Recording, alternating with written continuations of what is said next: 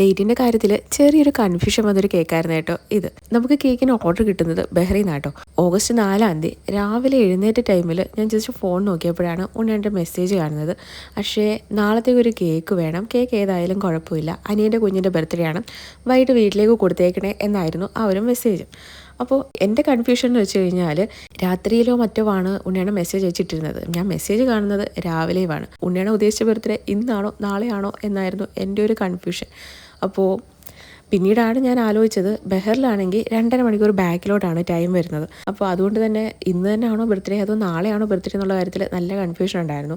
പിന്നീട് ഞാൻ ഏട്ടനോട് പറഞ്ഞു ഡേറ്റ് ഒന്ന് കൺഫേം ആക്കിയിട്ട് പറയണേന്ന്. അപ്പോൾ പിന്നെ ഏട്ടൻ ഉണ്ണിനെ വിളിച്ചിട്ട് ഡേറ്റും കാര്യങ്ങളൊക്കെ ചോദിച്ചു. അപ്പോഴാണ് പറയുന്നത് നാളെയല്ല ഇന്നാണ് എന്ന്.